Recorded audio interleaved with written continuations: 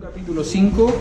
Recuerde que estamos siguiendo una serie de estudios juntos en el Sermón del Monte y hoy vamos a ver una nueva sección o una nueva parte de esta hermosa enseñanza, este hermoso sermón del Señor Jesús.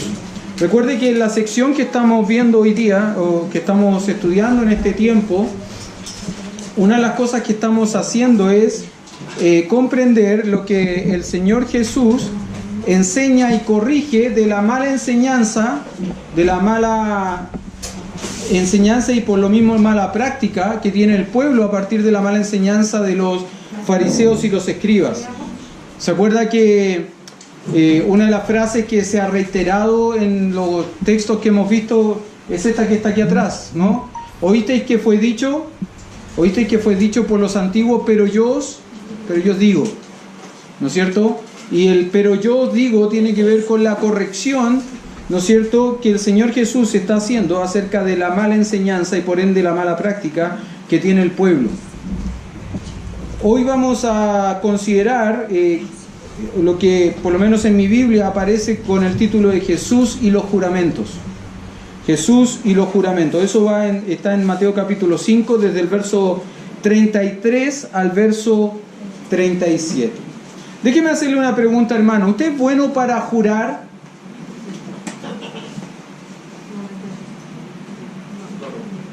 ¿Es bueno para jurar? Nunca, ¿no? Pareciera que jurar está prohibido. En nuestra cultura, en nuestra costumbre, casi se nos ha enseñado que no debemos jurar por ningún motivo. Entonces hemos ido reemplazando cosas, ¿no? Es tanto así que, por ejemplo, en cuestiones tan, no digo superficial, porque no lo es, ni superficial, ni trivial, ni mucho menos, ni nada de eso.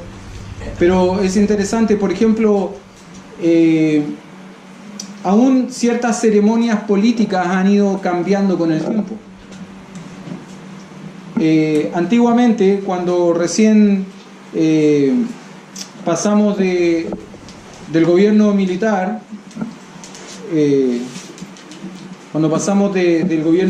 pasamos a la democracia,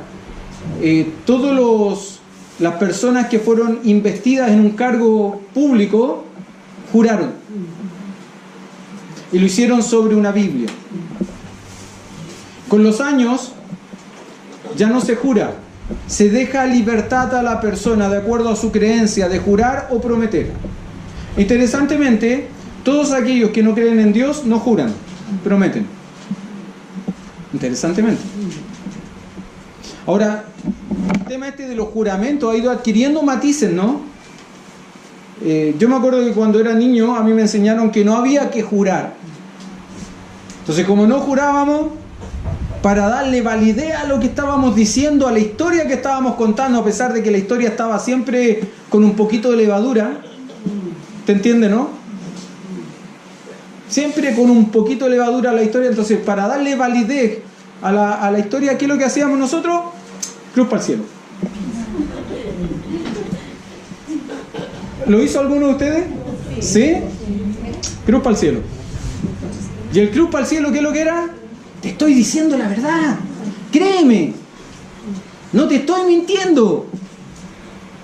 De esa manera yo no juraba, pero le daba validez a lo que estaba diciendo. Mire lo que enseña el Señor Jesús cuando habla acerca de Jesús y los juramentos. Él dice lo siguiente: además habéis oído que fue dicho a los antiguos, no perjurarás, sino cumplirás al Señor tus juramentos. No perjurarás, sino cumplirás al Señor tus juramentos. Pero yo digo, no juréis en ninguna manera, ni por el cielo, ni porque es el trono de Dios, ni por la tierra, porque es el estrado de sus pies, ni por Jerusalén, porque es la ciudad del gran rey, ni por tu cabeza jurarás, porque no puedes hacer blanco o negro un solo cabello, pero sea vuestro hablar sí, sí, no, no, porque lo que es más de esto, de mal procede. Además habéis oído que fue dicho a los antiguos, no perjurarás, sino que cumplirás al Señor tus juramentos. como hemos visto hasta acá, el Señor Jesús lo que ha hecho en la enseñanza que viene desarrollando es corregir malas prácticas, malas costumbres y malas enseñanzas que han distorsionado ciertos mandatos del decálogo, ciertos mandatos de la ley mosaica. ¿Se acuerda que él comienza hablando, lo que hablaba hermano Víctor hace un par de semanas atrás, de que no debíamos codiciar a la mujer de nuestro hermano? Y ese es un mandamiento. Ese es un mandamiento. No recuerdo bien si es el 6º o 7º mandamiento.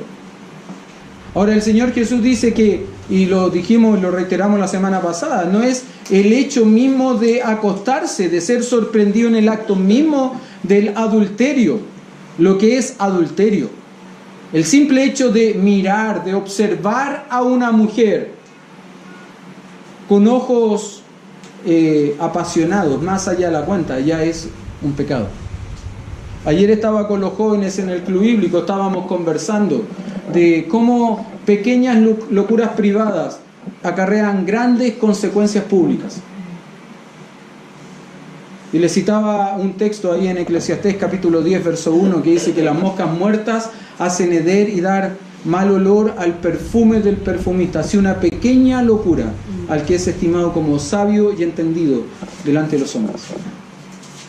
Y le contaba y les decía que hace muchos años atrás, creo que se los conté alguna vez, estando en un campamento de adolescentes, un campamento de embajadores del rey en el Tabo, el tío pastor Guillermo Salazar estaba hablando de la pureza y nos estaba hablando, no solo pasó distintas áreas de pureza y tocó el tema de la pureza de los ojos, de la vista.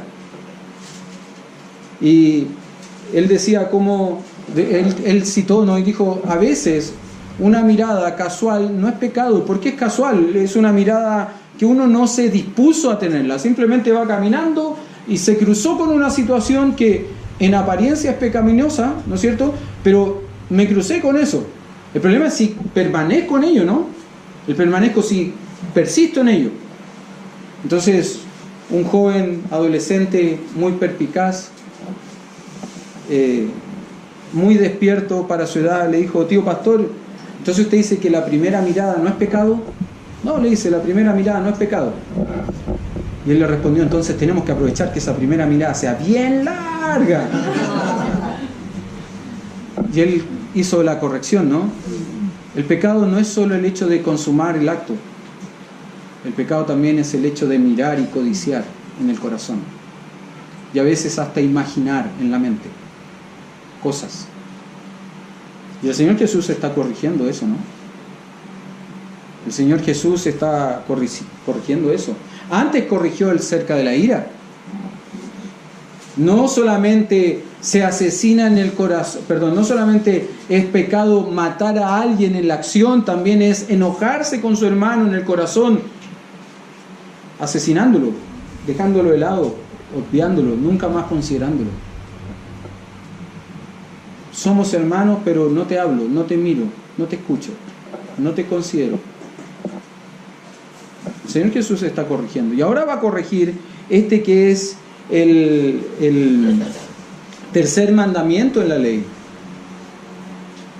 Oíste que fue dicho a los antiguos, no perjurarás. Ahora el mandato en las tablas de la ley no habla de perjurio, no habla de perjurar, sino que el tercer mandamiento dice, no tomarás el nombre de tu Dios en vano. Ese es el mandato.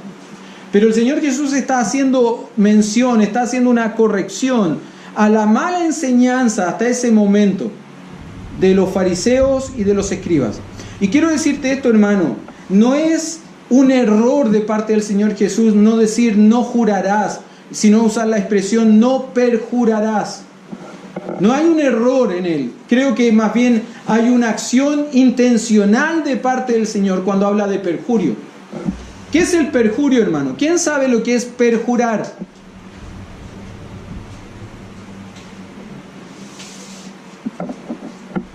¿Nadie sabe?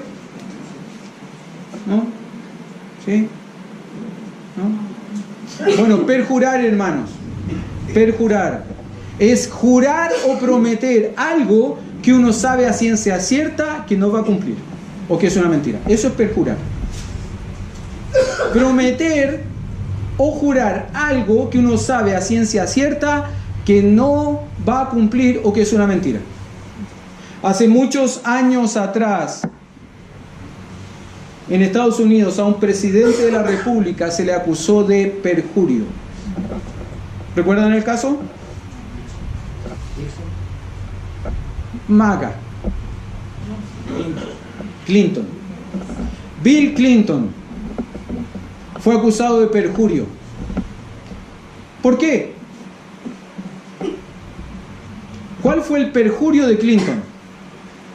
Prometer ante un tribunal, jurar ante un tribunal con su mano sobre la Biblia, que aquello de lo cual se le estaba acusando no era verdad. ¿Y de qué se le estaba acusando a él? De haber mantenido relaciones inapropiadas. Vamos a dejarlo en esos términos. Inapropiadas con una mujer que había venido como becaria a la Casa Blanca, Mónica Lewinsky. Entonces lo investigaron y lo acusaron. Usted tuvo relaciones inapropiadas con esta mujer. Y él, con su mano sobre la Biblia, mintió diciendo, eso no es verdad. El problema fue cuando Mónica Lewinsky trajo el vestido que portaba o que usaba el día que tuvo esas relaciones inapropiadas. Y encontraron material biológico de parte de Clinton sobre el vestido. Entonces vinieron con las pruebas, ¿no?, donde Clinton, y le dijeron, sigue sosteniendo que usted no tuvo relaciones inapropiadas con ella, porque aquí hay material biológico suyo en el vestido de ella. Y él dijo, no, en realidad mentí. Porque por mi posición, por la dignidad, mire la expresión, ¿no?, por la dignidad de mi cargo, yo no podía aceptar esa situación. Entonces ahora ya no fue acusado de mantener relaciones inapropiadas. ¿Cuál fue la acusación? Perjurio. Mintió, prometiendo, jurando algo que no era verdad. Fíjese lo que dice el Señor Jesús. Señor Jesús, como dije, creo que es intencional el cambio de palabra. Él va a decir, además habéis oído que fue dicho a los antiguos, no perjurarás, no prometerás, no jurarás cosas que no vas a cumplir, que sabes que estás mintiendo. Si no cumplirás al Señor tus promesas. Creo que el Señor Jesús, cuando está enseñando esto, está haciendo mención, está relacionando esto con algunos textos del Antiguo Testamento. Déjeme mostrarle algunos. Éxodo capítulo 20, verso 7. Éxodo capítulo 27.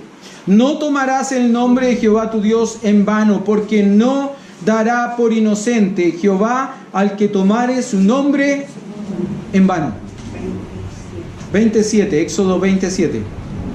Yo no sé si usted sabía, pero hay ciertas culturas, ciertas culturas donde para no usar el nombre de Dios de manera inapropiada han cambiado ciertas expresiones. Por ejemplo, en la cultura anglosajona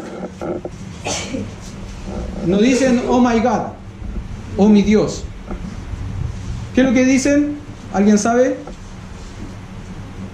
Hay dos expresiones que son muy comunes entre ellos. Oh my goodness. ¿Qué significa eso? No sé. David, ¿qué significa oh my goodness?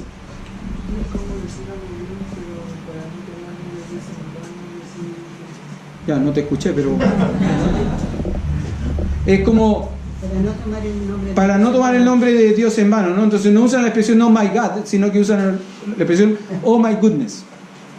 Ahora, todos sabemos que cuando están diciendo eso, en realidad están haciendo una referencia a Dios, pero no están usando el nombre. Y la otra expresión que usan comúnmente es oh my gosh. Oh my gosh. ¿Y qué quiere decir? No tengo idea de lo que quiere decir, pero es la misma cosa. ¿Cuál es la idea? No tomar el nombre de Dios, no mal usar el nombre de Dios. Bueno, creo que es una referencia a este mandato, ¿no? No tomarás el nombre de Jehová tu Dios en vano. Éxodo 27. Levítico capítulo 19, verso 12 dice: y no juraréis falsamente por mi nombre, dice el Señor, profanando así el nombre de tu Dios, yo, Jehová. No jurarás falsamente por mi nombre. Luego dice, Números 32, cuando alguno hiciere voto a Jehová o hiciere juramento, ligando su alma con obligación, no quebrantará su palabra, hará conforme a todo lo que salió de su boca. Deuteronomio capítulo 23, 21 al 24 dice: cuando haces voto a Jehová tu Dios, no tardes en pagarlo, porque ciertamente lo demandará Jehová tu Dios de ti, y sería pecado en ti, mas cuando te abstengas de prometer, no habrá en ti pecado. Pero lo que hubiere salido de tus labios, lo guardarás y lo cumplirás, conforme lo prometiste a Jehová tu Dios, pagando la ofrenda voluntaria que prometiste con tu boca. Cuando entres en la viña de tu prójimo, podrás comer uvas hasta saciarte, mas no pondrás en tu cesto. Déjeme preguntarle algo, hermano. ¿Escuchó los textos, no? ¿Cuáles son las palabras que más se repiten en estos textos? ¿Cuál? No. ¿No qué? No prometer. No jurarás. Voluntario. Cuando hicieres voto voluntario. ¿Sabe cuál es la idea? Nadie te está obligando a decir nada. Nadie te está obligando a comprometerte en algo que no estás dispuesto o que no eres capaz de cumplir. Hermano, ese es el problema muchas veces con nosotros, que nos comprometemos a hacer cosas que después que hemos dado y empeñado nuestra palabra, ahí recién empezamos a sacar las cuentas. ¿Podré o no podré? ¿Seré capaz o no seré capaz? El problema es que cuando ya comprometimos nuestra palabra de manera voluntaria, es tarde. Porque hay una serie de factores que están comprometidos. Hay una serie de factores que son necesarios poner en práctica. No prometerás, no tomarás el nombre de Jehová tu Dios en vano. Ahora creo sinceramente que a partir de estos textos, a partir de esta enseñanza, es que algunas personas han dicho: no se debe realizar ningún tipo de juramento. Y creo sinceramente que no es lo que enseña la Biblia. No creo que la Biblia nos enseñe que no podemos realizar juramento. Y usted me dirá: pastor, ¿no leyó Mateo 5? Porque ahí el Señor Jesús dice: no jurarás. Sí, pero hay que entenderlo en el contexto. Porque nosotros también podemos ver cómo el Señor, cómo Dios dice, por ejemplo, Deuteronomio capítulo 10, verso 20. Deuteronomio capítulo 10, verso 20 dice lo siguiente: a Jehová tu Dios temerás, a Él solo servirás, a Él seguirás.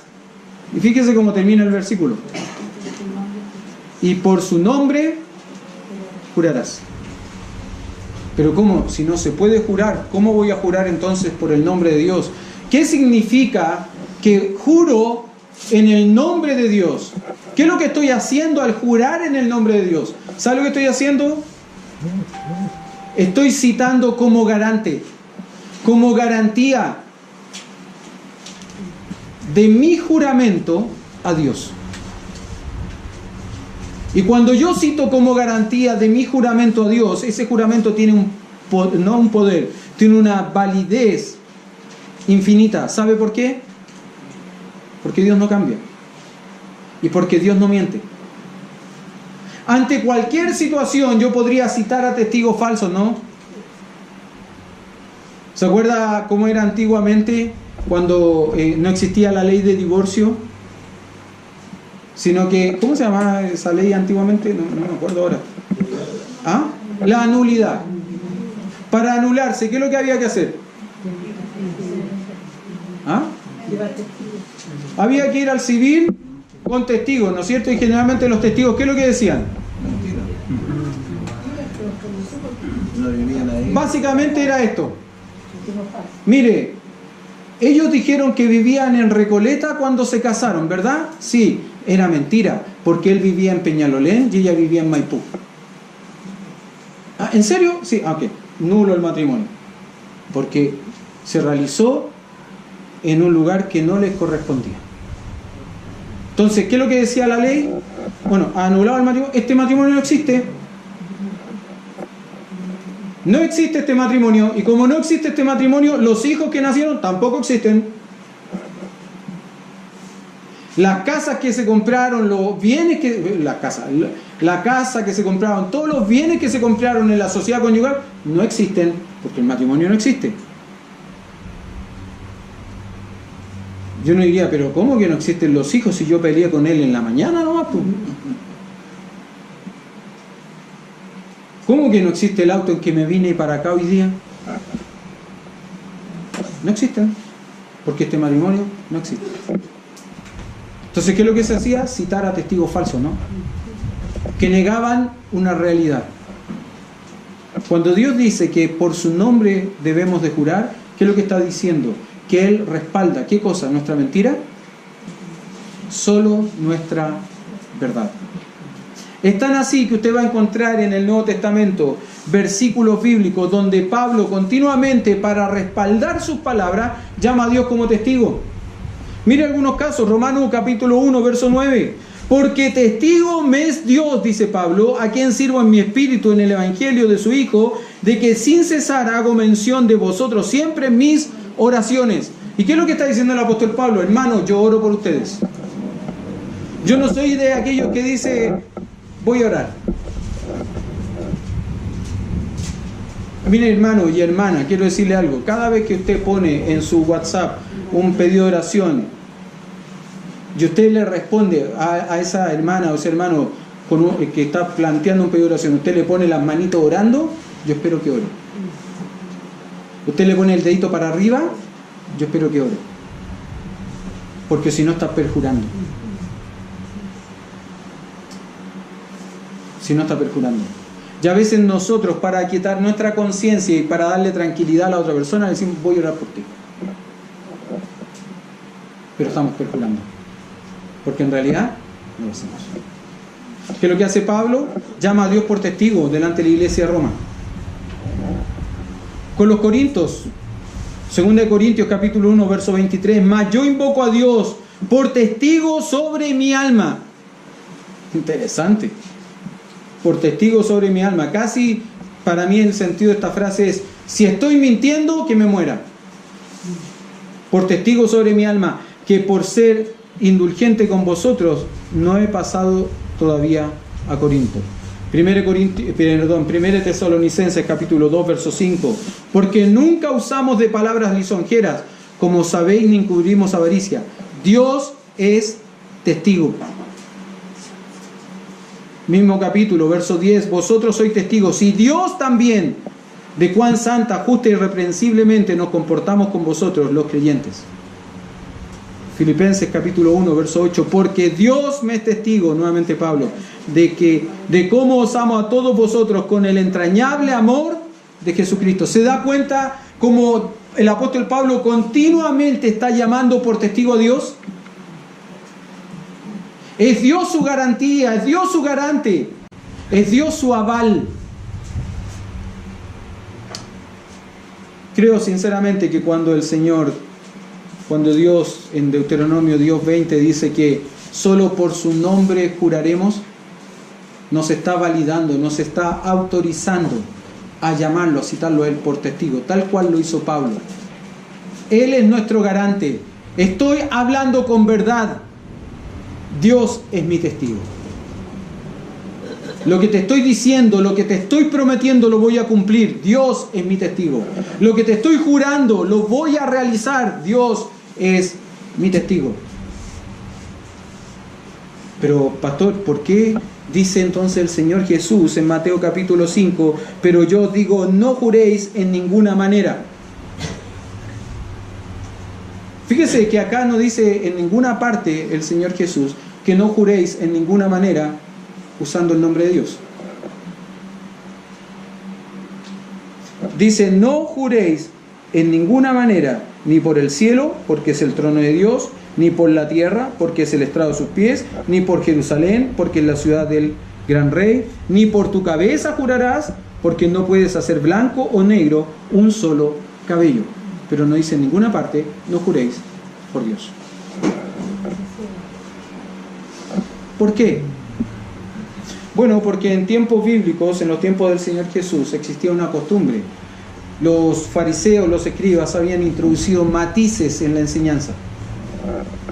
Y ellos, por ejemplo, habían llegado a decir lo siguiente: si tú juras por Jerusalén, no estás obligado a cumplir. Pero si llegas a jurar mirando hacia Jerusalén, tienes que cumplir. Mire qué ridículo el matiz, ¿no?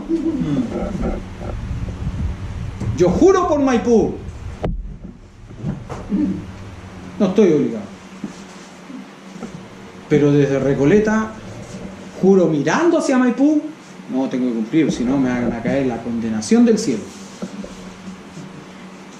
Ridículo. Ridículo. ¿Cuál era el problema? Que estos matices habían dado una puerta de escapatoria a la gente. ¿Para qué? Para prometer, para jurar y no cumplir. Habían perdido de vista que el juramento, la validez del juramento está en la veracidad de las palabras.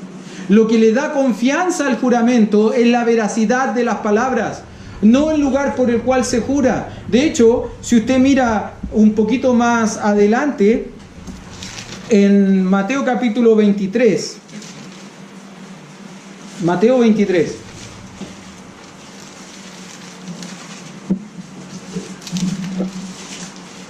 verso 16 en adelante. Hay de vosotros guías de ciegos, está hablando a los fariseos, a los escribas, al sistema religioso, que decís, si alguno jura por el templo, no es nada, pero si alguno jura por el oro del templo, es deudor. ¿Qué era más importante? ¿El templo o el oro? ¿Qué cosa? ¿El templo o el oro? El oro. El templo. Porque el templo santifica al oro, no el oro al templo. De hecho lo dice el Señor Jesús un poco más abajo, ¿no? Insensatos y ciegos, porque ¿cuál es mayor, el oro o el templo que santifica al oro? También decís, si alguno jura por el altar no es nada, pero si alguno jura por la ofrenda que está sobre el altar es deudor. De nuevo, ¿cuál es la pregunta? O de nuevo, ¿qué es más importante, el altar o la ofrenda? El altar, porque el altar santifica la ofrenda. Necios y ciegos, porque ¿cuál es el mayor? ¿Cuál es mayor, la ofrenda o el altar que santifica la ofrenda? Pues el que jura por el altar, jura por él y por todo lo que está sobre él. Y el que jura por el templo, jura por él y por lo que él lo habita. Y el que jura por el cielo, jura por el trono de Dios y por aquel que está sentado en él. ¡Ay de vosotros, escribas y fariseos hipócritas! Hermanos, lo que está haciendo el Señor Jesús es corregir una mala enseñanza.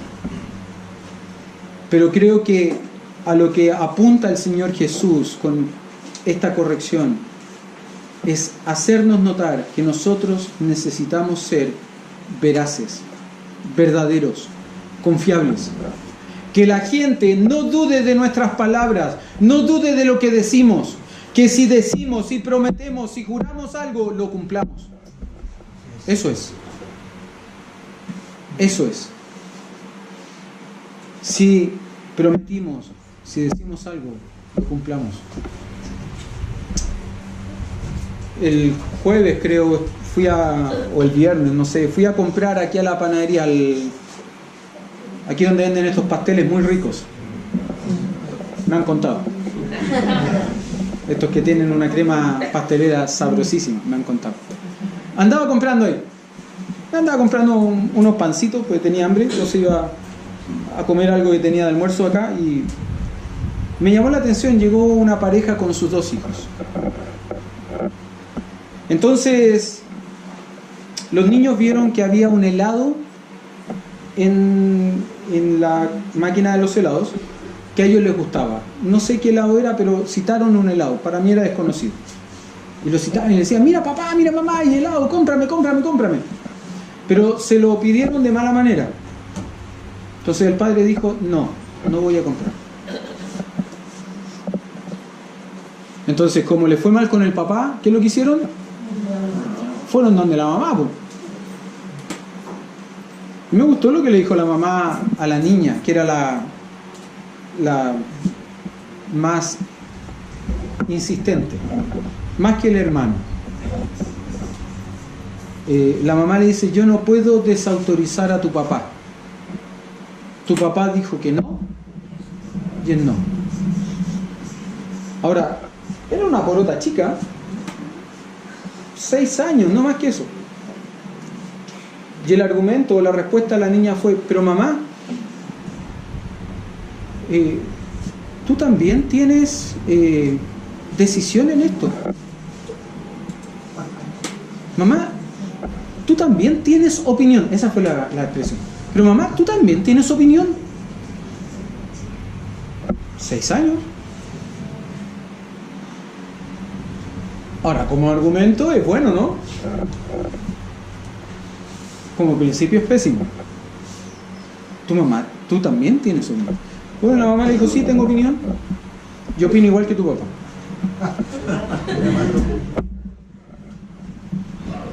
Entonces la cabra chica parece que se dio cuenta el tenor del tema, entonces fue y le dijo, papá, por favor, ¿nos comprarías un helado a mi hermano y a mí? Y el papá le dijo, cambia la cosa, cambia la cosa. Y le dijo a la dependiente, ¿le puede dar helados? ¿Por qué estaba pensando? Ya, me acordé. A veces como padres prometemos cosas que no estamos dispuestos a cumplir. Si te portas mal, te voy a castigar. Y se portan mal, pues, y nunca los castigo. Si te portas bien, te voy a llevar a tal o cual lugar. Y se portan bien, pues. Y pasan los años, clausuran el lugar, lo demuelen y nunca fuimos. Eso es para padres, para madres, para individuos. Siempre somos muy dados a prometer cosas que no estamos dispuestos a cumplir. Me gusta como lo dice el escritor de Eclesiastés, como lo dice el predicador. Mire por favor conmigo un momento lo que dice el predicador. Eclesiastés capítulo 5. Cuando fueres a la casa de Dios, guarda tu pie y acércate más para oír que para ofrecer el sacrificio de los necios. ¿Y cuál es el sacrificio de los necios? Bueno, más adelante lo explica, ¿no? Porque no saben que hacen mal. No te des prisa con tu boca, ni tu corazón se apresure a proferir palabra delante de Dios, porque Dios está en el cielo y tú sobre la tierra. Por tanto, sean pocas tus palabras, porque de la mucha ocupación viene el sueño, y de la multitud de las palabras la voz del necio. Cuando a Dios haces promesas, no tardes en cumplirla, porque Él no se complace en los insensatos. ¿Se acuerda? No te acerques a la casa de Dios para ofrecer el sacrificio a los necios, porque Dios no se complace en los insensatos. Cumple lo que promete. Mejor es que no prometas y no que prometas y no cumplas. No dejes que tu boca te haga pecar. Hace unos años atrás estábamos en la iglesia de Recoleta en un retiro de varones. Habían algunos hermanos de esta iglesia presentes en ese retiro de varones. Recuerdo que fue un lindo tiempo y casi al finalizar se nos planteó un desafío. El desafío, entre otras cosas, decía: vaya, tome un crédito, endeúdese y traiga el resultado de ese crédito a las arcas de la iglesia. para que esta iglesia pueda construir y comprar la propiedad del lado y construir un templo más grande. Creo que se estaba aplicando un mal principio, ¿no? Vaya y endeúdese y traiga el producto del crédito. Creo que ese es un mal principio. Pero había sido un día tan lindo, tan emocional, nuestras emociones se desbordaban, salían de nosotros, que llegado el momento de hacer el compromiso, se le dijo a la gente, bueno, el que está dispuesto, póngase de pie ahora. Gente parándose, poniéndose de pie. ¿Qué significaba ponerse de pie, hermano? ¿Ah? Anotarse, ¿para qué? Endeudarse, eso. ¿Eso dijiste? ¿Endeudarse? Sí, perdón, yo entendí anotarse. Ponerse de pie significaba endeudarse. Bueno, hubimos algunos que no lo hicimos. Sinceramente, no lo hicimos. Fuimos los menos. No fuimos bien mirados. Pasaron los meses. Y creo que de esos compromisos llegaron 2 o 3. Y éramos cerca de 60 hombres. El resto no lo hizo. ¿Por qué? Porque la emoción le llevó a comprometerse con algo que cuando razonaron, entendieron que no estaban dispuestos a hacerlo. Cuando a Dios haces promesas, no tardes en cumplirlas. Porque es mejor que no prometas y no que prometas y no cumplas. Fíjese cómo termina el pasaje. ¿Qué es lo que dice el Señor Jesús? Pero sea vuestro hablar sí, sí, no, no. Sí, sí, no, no. Porque lo que es más de esto, de mal procede. Y en Santiago capítulo 5, verso 12, se nos dice lo siguiente: pero sobre todo, hermanos míos, no juréis ni por el cielo, ni por la tierra, ni por ningún otro juramento, sino que vuestro sí sea sí y vuestro no sea no, para que no caigáis en condenación. Hermano, si usted necesita jurar para que la gente le crea, es porque usted tiene un problema. Es poco creíble. La gente no cree a sus palabras. Y usted necesita continuamente respaldar esas palabras con un juramento. No es problema de la gente. Es un problema suyo.